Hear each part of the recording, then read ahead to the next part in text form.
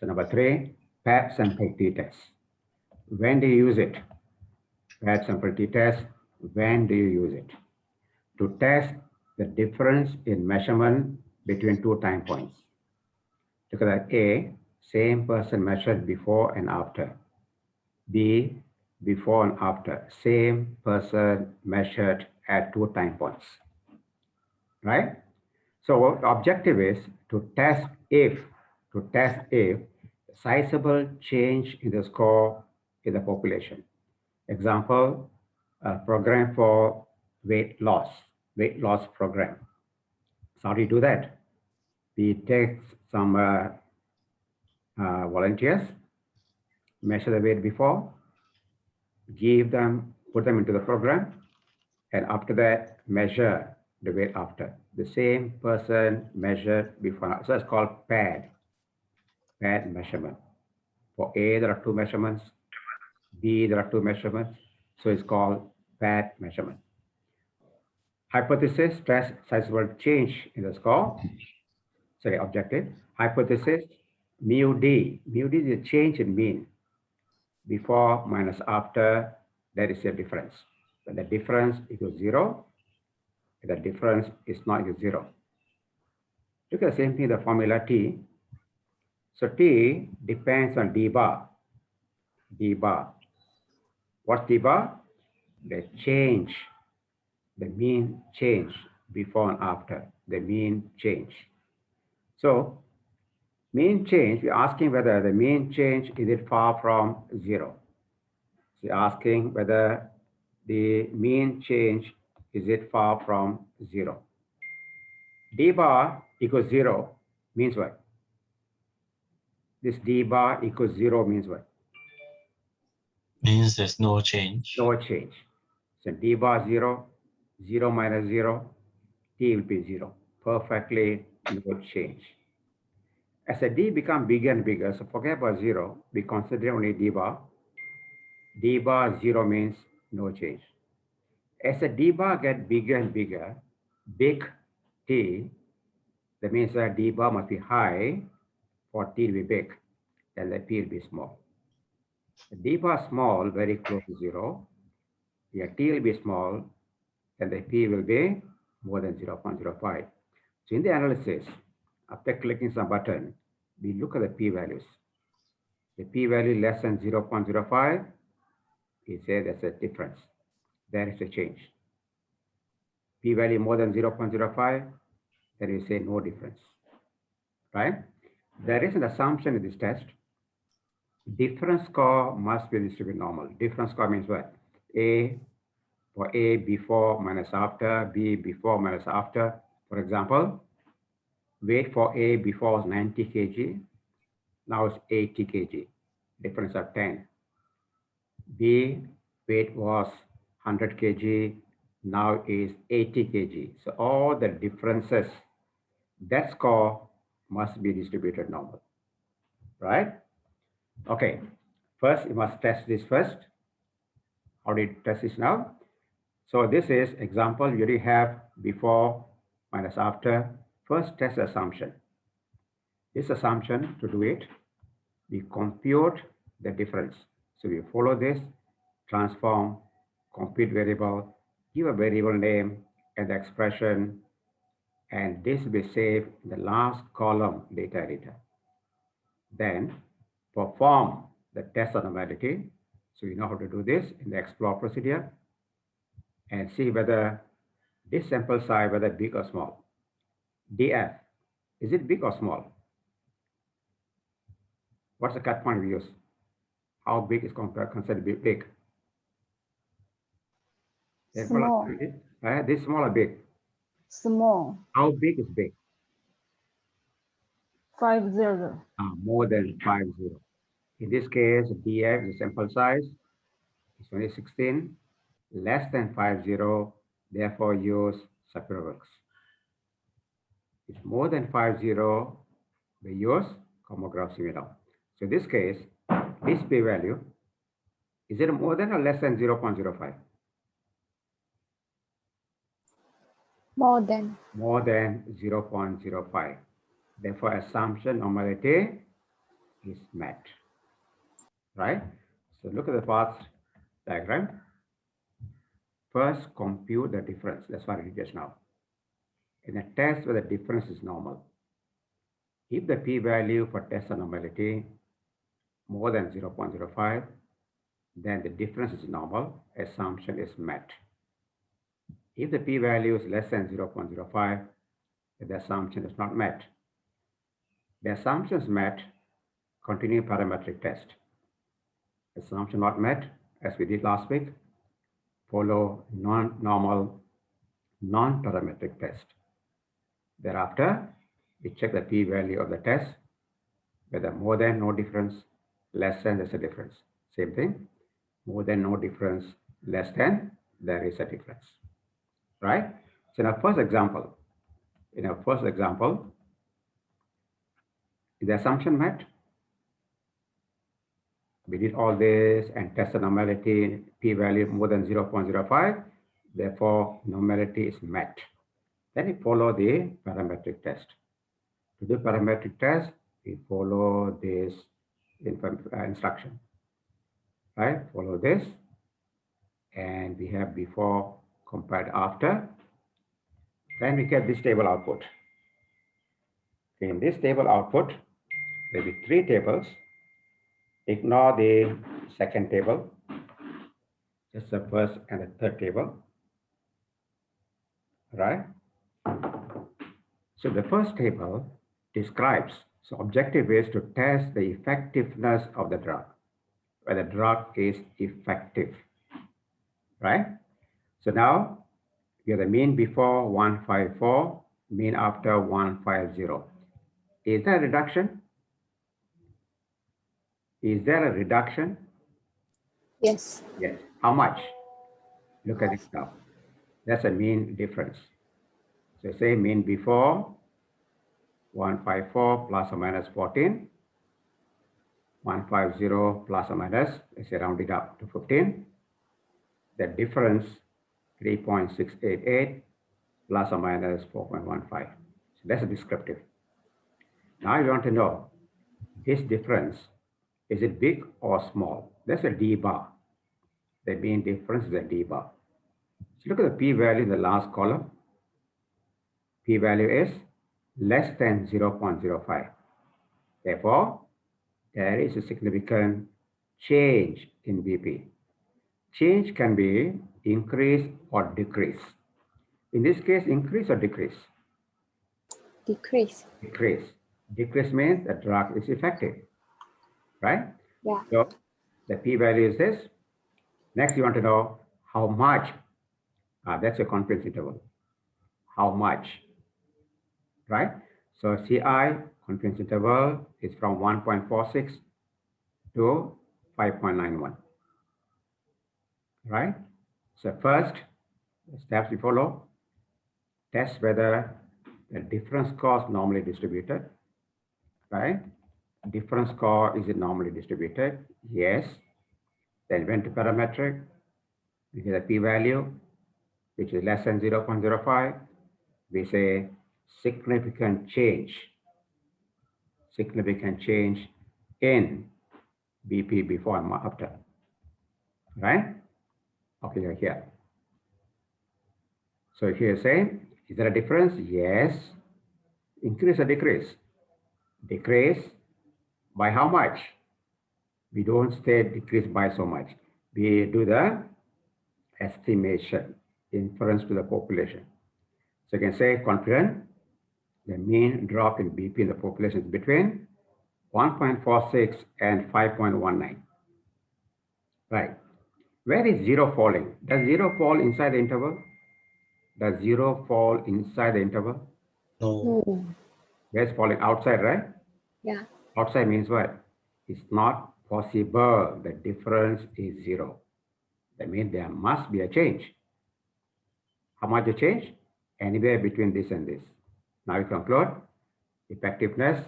The drug is effective, at least statistically. Statistically. Any medical doctors in this class? Any medical doctors in this class? Nobody? Anybody working with the patients? Working in the hospital? Anybody working in hospitals? Me. Okay, you. Right. Blood pressure change. Look at the 1.46 lower limit. It means anywhere between 1.46 and 5.19. Blood pressure change 1.46. Is that a big difference? Blood pressure. Look at the lower limit. Can be anywhere between 1.46 and 5.19. Supposing 1.46 then, is this sizable difference? Is it a big change? Is it your patient, the BP went down by 1.46. Is it good? Is it enough? Not enough. You sit down and you stand up, measure the pressure. Will be different, right? Isn't it? Yes. It's different. Right. So statistically significant because p-value less than 0.05. But clinically, so you can say that the lower limit of 1.46 hardly misses or not far from zero. Therefore, clinical evidence is questionable. That's why nowadays, instead of just a p-value, they want you to state the confidence interval. But don't say this. You say drug is effective. Go and try on the patients. But this gives a different picture. It's not very high. Supposing this 7.46, maybe yes, it's only 1.46. So besides statistical evidence, you must also look for practical or clinical evidence. So here we conclude, statistically, it is effective, to be shown effective, but clinically, maybe not. So this example one, where the assumption is met, so went ahead, parametric, and that's the results. Next example, weight loss program, right? Weight loss program, is it effective? We do the same way. First, we do the test of normality, right? To test the effectiveness of weight loss program. I think this is normal. Later you can check it out.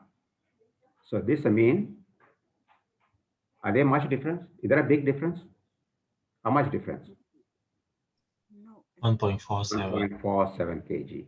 Is there a big difference? No. Look at the p-value. Is it more than 0.05? Yes. Therefore, there is no significant change in weight. What is before and what's after, not much a difference. And look at the interval, this interval. Where does zero fall? Inside or outside? Inside. Inside means what? There's a possibility the difference is zero. Difference in zero means no change.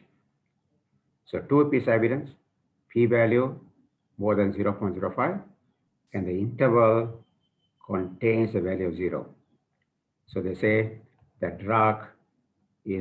program is not effective. Program is not effective. Let's go to the third example. To test the muscular strength between left arm, right arm. Left arm, right arm. Because the person has two arms, the left and right still can be considered a paired measurement, even though not different time points. This is called paired sample, left and right. Assumption, all your respondents have two hands. Fortunately, some have only one hand or no hands. So all your respondents must have left and right hands. Then you measure strength.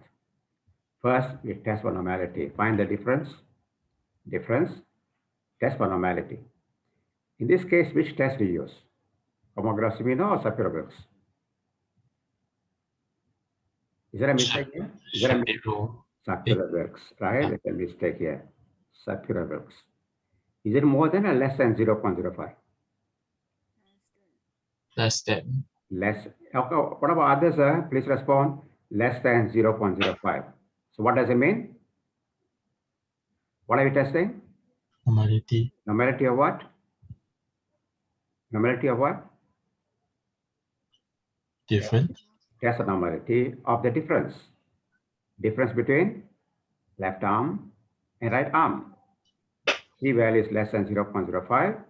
Therefore, the scores are not, the difference score not distributed normally. Therefore, the parametric test not valid. You must do non-parametric test. So you know path diagram now. First example was here, second example was here. First example, we talk about the drug, p-value less than 0.05. We say significant, at least statistically. Second example, weight loss program, when here, p-value was more than 0.05. So we concluded no difference, weight loss program not effective. Third example now, we're talking about strength between left and right arm. We check the p-value for differences less than 0.05. Therefore, difference score not normally distributed. Then you must do a non-parametric test. Then watch out for the p-values, right? And make conclusion. So now going back to our example. So this test is not valid. We're going to go to non-parametric. Okay, this is how we do, right? And left and right. Click OK. So two tables come out. Look at the last table. What's the p-value? 0.02, 0.05. less than that. Yeah. That means there is a difference. There is a difference, right? Look at the mean rank. Who's ranked higher?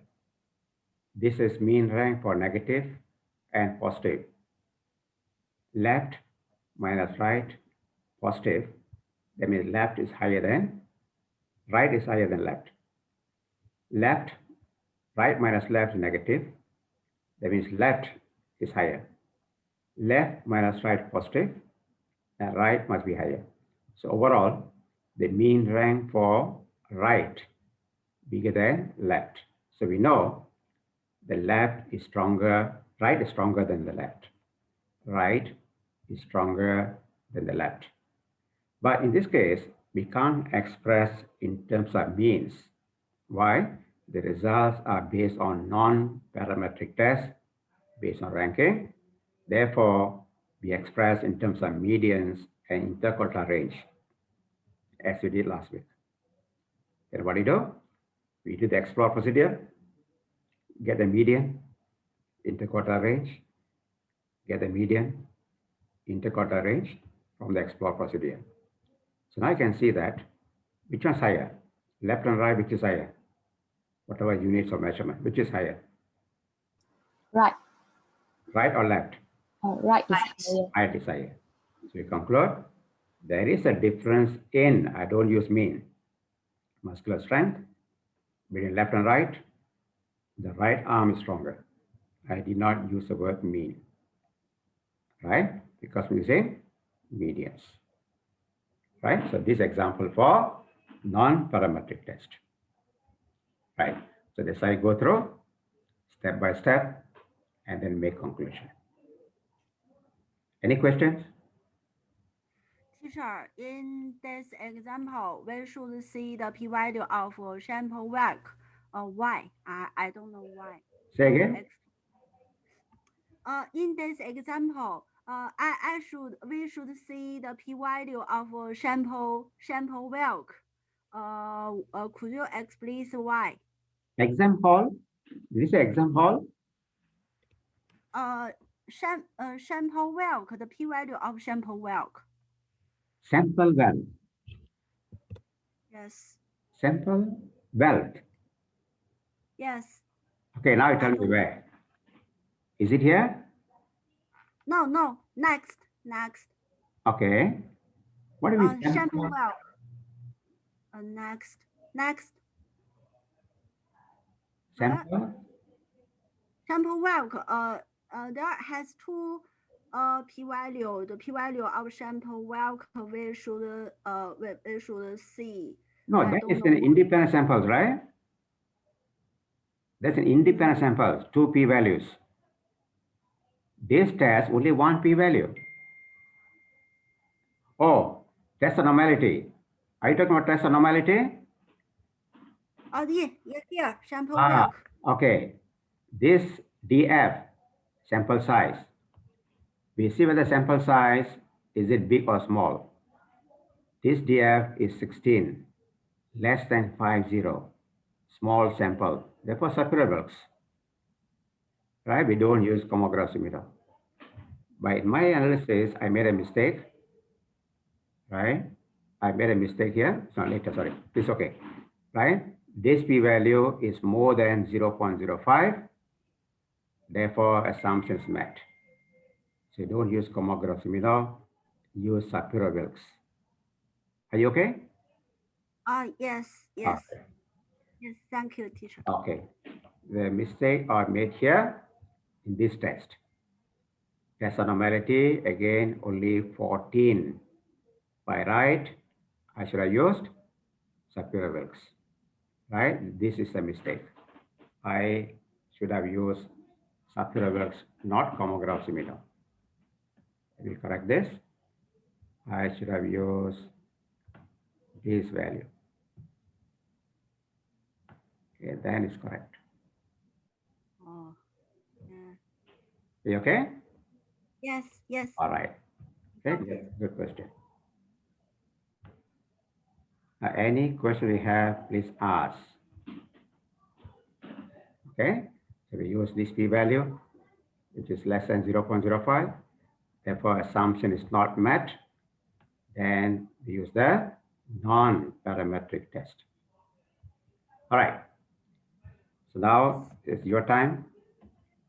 Do the work step by step.